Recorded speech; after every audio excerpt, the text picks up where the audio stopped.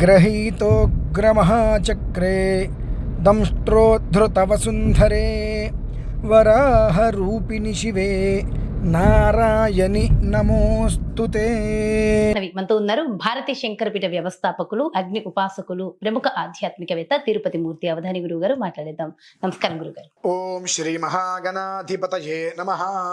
అయితే గురుగారు, ప్రస్తుతం మనం వారాహి మహానవరాత్రుల్లో ఉన్నాము. అయితే వీటిని గుప్త నవరాత్రులు, గుప్తంగా జరుపుకోవాలి, బహిర్గతం చేయకూడదని కొందరు అంటుంటే, లేదు పర్వాలేదు సింపుల్ గా ఇంట్లో తగిన విధంగా చేసుకోవచ్చని మరికొందరు అంటున్నారు. ఏదేమైనప్పటికీ ఈ ప్రత్యేకమైన నవరాత్రులు అంటే ప్రత్యేకమైన పర్వదినాలలో ఎప్పుడైనా సరే ఒక పాజిటివ్ వైబ్స్, ఆరా, ఎనర్జీస్ ఉంటాయంటారు.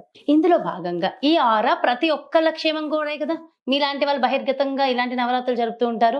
ఈ ఆరా ప్రతి ఒక్కళ్ళ జీవితాల్లో ప్రతి ఒక్కరికి రావడం కోసం చివరి రోజు కానీ లేదా చివరి 2 రోజులు కానీ సింపుల్ గా ఏ అమ్మ నామస్మరణ చేసుకోవడం వల్ల అందరికీ ఆ ఫలితం కలుగుతుంది అనేది చెప్పండి. ప్రధానంగా అయితే నేను ఎవరిని ఇంట్లో కలశం పెట్టద్దు అని మాత్రమే చెప్తా. అది దానికి మీకు అడిగిన దానికి నేను చక్కటి సమాధానం చెప్తాను. అయితే ఈ మాట నేను ఎందుకు చెబుతున్నాను అంటే, 4 నవరాత్రులు మనం చేస్తుంటాం. అందులో ప్రధానంగా చేసేటువంటి వారాహి అనేటువంటిది, మీరు ఏదైతే ఆరా శక్తి అన్నారో దాన్ని పెంపొందించేటువంటి విధానంలో సంధ్యా సమయంలో అమ్మవారిని అర్ధరాత్రి సమయంలో ఆరాధించేది. ఇది కేవలము కూడా మంత్ర విధానాన్ని అనుసరించి చేస్తున్నారు. నాకు తెలిసి గత 7-8 సంవత్సరాల నుంచి ఇది బయటకు వచ్చింది. ఈ మధ్యకాలంలో ఇంకా పూర్తిగా బయటకు వచ్చింది. అత పూర్వం ఎక్కడా కూడా ఈ వారాహి నవరాత్రులు అనేటువంటిది 180 మందికి తెలియదు. 180 మందికి తెలియదు వారాహి నవరాత్రులు అనేటువంటిది.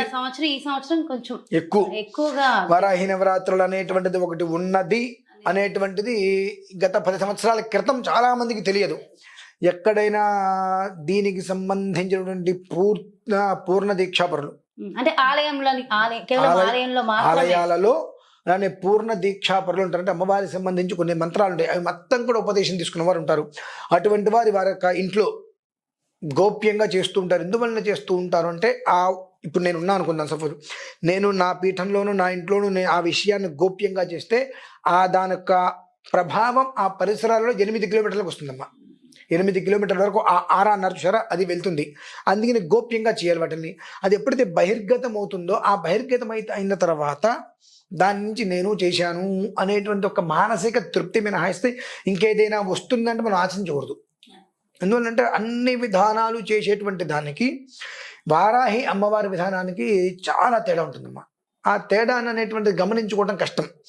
ఆ గమనించుకోలేక దాన్ని విధానాన్ని సరిగ్గా అనుసరించలేక నేను ఇంట్లో ఏదో పీఠం పెట్టేస్తాను, మీరు రండి అంటే తిలా పాపం తలా పిడికడు అన్నట్టుగా ఆ పాపం అందరికి తల కొంచెం పంచినట్టే. ఇది మనం ఎప్పటి నుంచి చెప్పుకుంటూనే ఉన్నాం.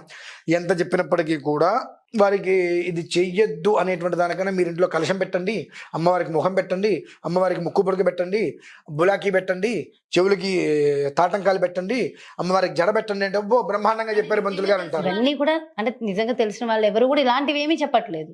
మామూలుగా అమ్మవారికి నమస్కారం చేసుకోండి, ఇట్లా పూజ ఇవన్నీ చెబితే అబ్బో బ్రహ్మాండంగా చేసేస్తారు. నేను చూస్తున్న రోజు వీటిల్లో రీల్స్ రకరకాలుగా, నమస్కారం అమ్మ తల్లి, తెలుసో తెలియకో ఏదో చేస్తున్నారు, క్షమించని కోరుకుంటున్నాం మనం. ఎందువల్లంటే కొన్ని అంతర్ముఖంగా మాత్రమే చేయాలమ్మా. అంటే ఇప్పుడు నేను కొన్ని విషయాలు నేను బయటికి మాట్లాడటం సబబు కాదు.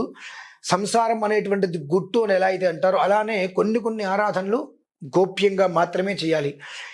ఇదేముందిలే అనుకుంటే బట్ట బయలైతే చేయగలిగేది ఏముంది, ఇంకా మనం చేసే ఉపయోగాలు ఉండవు కొన్ని ఇటువంటివి ఉంటాయి. కాబట్టి పెద్దవాళ్ళు ఇప్పుడు చాగంటి కోటేశ్వరరావు గారిని తీసుకుందాం. ఆయన చాగంటి కోటేశ్వరరావు గారు వీడియోలో ఎక్కడ కూడా వారాహి అమ్మవారికి మీరందరూ కూడా ఈ రకంగా ఫోటో పెట్టుకొని మీరు ఆరాధన చేయండి ఎక్కడ చెప్పరా అంటే ఆయనకు తెలీదా?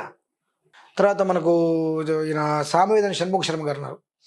మరి వారు కూడా అమ్మవారి ఆరాధనలు ఈ రకంగా ఉంటాయని చెప్తున్నారు మినహాయిస్తే ఒక కలశం పెట్టుకోండి ఇంట్లో, ఇది మీరు పెట్టుకోండి, ఈ రకమైన ఆరాధన చేయండి అని చెప్పట్లేదు కదా. మరి వారు ఎందుకు చెప్పట్లేదు అనేటువంటిది కూడా మనం ఒకసారి ఆలోచించుకోవాలి. దేవి నవరాత్రులు ఉంది, ఇలా చేయండి, ఇలా చేసుకోవచ్చు, ఇలా మంచిది, ఈ రకంగా చేసుకోండి అని చెప్తున్నారు. అదే వారాహి నవరాత్రుల్లో ఇప్పటివరకు కూడా చాగంటి వారు కావచ్చు, వీరెవరు కూడా ఇటువంటి వారెవరు కూడా చెప్పిన దాఖలాలు అక్కడ మనం చూడలేదు. మరి ఎందుకు చెప్పట్లేదు? వాళ్ళకి తెలియక కాదు కదా. అంటే జనాలకి మనం చెప్పేటువంటిది వాళ్ళకి ఉపయోగకరంగా ఉండాలి. అంతేగాని ఏదో ఒకటి మన మాట వింటున్నారు కదా, మనం ఏదో ఒకటి చెప్పేద్దాం అనుకుంటే అవ్వదు అది. కాబట్టి అటువంటి దాని జోలికి వెళ్ళకపోవడం నన్ను అడిగితే చాలా ఉత్తమం. అమ్మవారిని ఆరాధించడం తప్పు అని నేను అన్నాను. ఎలాంటి సందేహము లేదు అందులో. అమ్మవారిని చక్కగా ఆరాధించవచ్చు. ఎట్లా ఆరాధిస్తారు? నీకు ఇష్టం ఉంది ఆరాధించుకుందాం అనుకుంటున్నాం, ఓ ఫోటో పెట్టుకో. ఇంట్లో 10 ఫోటోలు ఉన్నాయి, వారాహమ్మవారి ఫోటో పెట్టుకో. వారాహమ్మవారి ఫోటో ఎప్పుడు కూడా ఇంట్లో ఉండడం మంచిదే.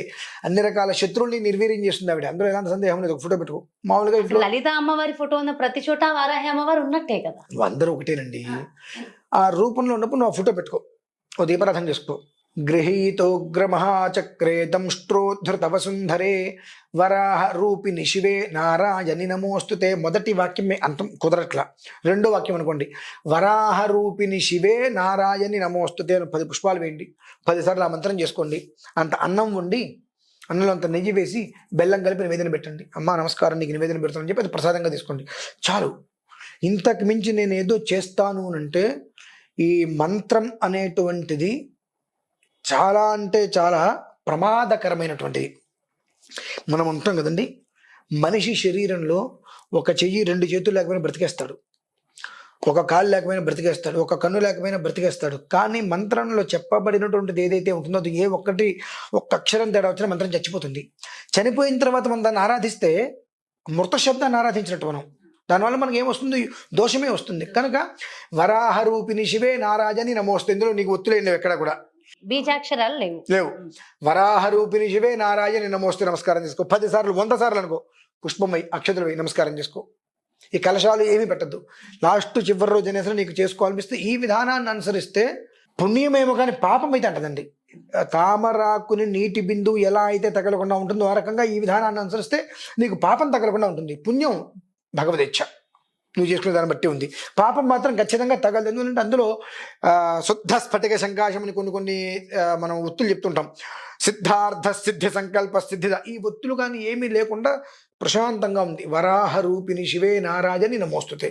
దీనికి నోట్లో అమ్మో నాలికి తిరుగుతుందని భయపడాల్సిన అవసరం లేదు. కాబట్టి అదొకటి అనుకో, నీకు చక్కగా శాపాలు తగలవు, అనుగ్రహం తగులుతుందా లేదా ఈశ్వర కృప, ఎలాంటి దోషాలు లేకుండా ఉంటుంది. ఎందువల్లంటే మనం కొన్ని చెబుతున్నాము అంటే మన పెద్దవాళ్ళు అయిన వాళ్ళు కొంతమంది ఉన్నారు, పురాణ వాచస్పతులు, బ్రహ్మలు ఉన్నారు, అఖండ విద్యా సంపన్నులు, మహామహులు, చాగింటి వారు కావచ్చు, సామవేదం వారు కావచ్చు.